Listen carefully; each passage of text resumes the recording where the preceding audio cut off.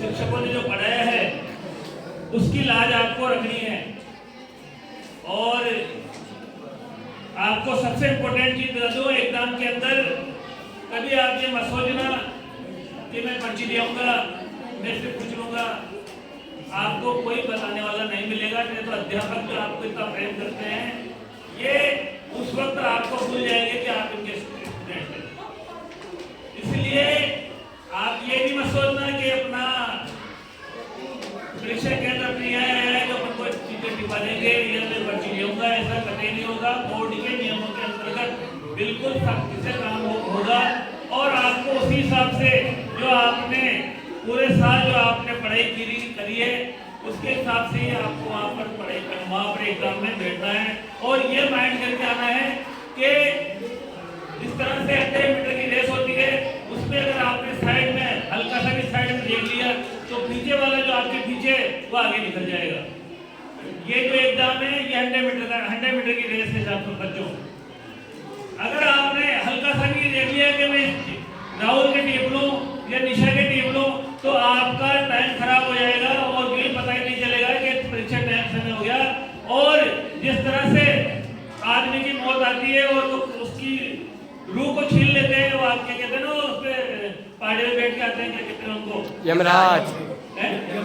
यमराज। उसी तरह से वो जो परीक्षा रूम में जो बैठे हो यमराज का रूप है। जो टाइम समाप्त होगा आपकी कॉपी को छीन ली जाएगी, आप कितने ही गिराओगे। इसलिए आप परीक्षा हॉल में जाते ही सबसे पहले अपने पेन में सब तैयार रख लें और उसके बाद पेपर को पूरी तरीके से ढंग से पढ़ें। एक बार पूरे पेपर को पढ़वा, पेपर पढ़ने के बाद में जो सबसे बढ़िया क्वेश्चन आपको आता है सबसे पहले उसी से आप शुरुआत करें उस पेपर की। जरूरी नहीं है, कभी कभी होता है पूरे 12 क्वेश्चन आए, 12 के 12 आपको नहीं आ रहे, टेंशन नहीं लेने का आपको बिल्कुल भी, कोई बात नहीं। थोड़ी थोड़ी देर में आपकी जो है वो रिकवरी बिल्कुल आपकी रिकवरी आ जाएगी और आप परेशान। और अगर आपने अरे यार मुझे तो कुछ नहीं आ रहा, चक्कर खा के गिर जाओगे, आपको जो आ रहा है वो भी नहीं आएगा। इसलिए अगर आप होता है कि आपको 12 के 12 क्वेश्चन समझ में नहीं आ रहे, कोई दिक्कत नहीं है, आप थोड़ी देर रेस्ट करो, शांत हो से आंखों के बंद कर लो, थोड़ा आपको आपकी जो भी प्रयास करो और उसके बाद में फिर प्रयास करो। आपको डेफिनेटली आपको आपने अगर पूरे 12 महीने अगर तुमने एक क्लास में पढ़ा है तो एक क्वेश्चन तो आपको उसमें आएगा। और जो ही आपने क्वेश्चन किया आपके जो दिमाग की बत्ती जलेगी और आप धीरे धीरे सारे क्वेश्चनों को बिल्कुल कर लोगे। दूसरी बात जो साहब ने बताया था कि आपको परीक्षा का जो टाइम चल रहा है उस परीक्षा के टाइम के अंदर आपको किसी प्रकार का गरिष्ठ भोजन नहीं करना है। बिल्कुल सादा जीवन जियो, आपने मजे लेने थे यहाँ ले लिए, डोले कूदनी थी कूद ली, लेकिन आपके पास ये जो टाइम आया है इस टाइम के अंदर बिल्कुल सादगी से रहो।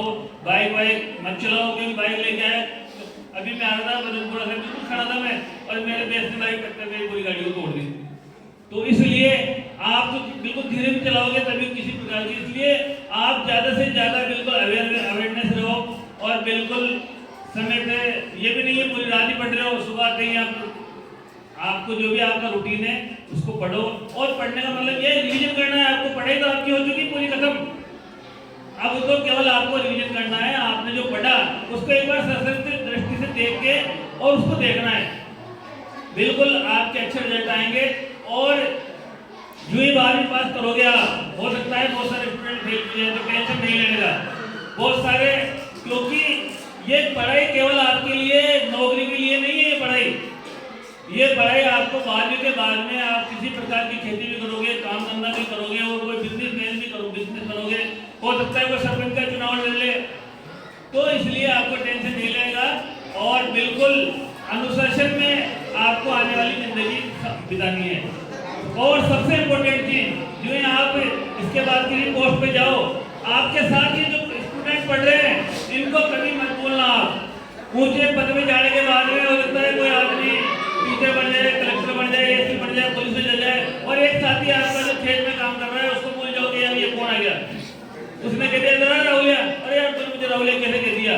आपको इसके बाद अपनी 12वीं के बाद अपने जो साथी हैं, अपने जो जिन्होंने आपको पढ़ाया है उनको आपको कभी नहीं बोलना है, इस बात को ध्यान रखना आप।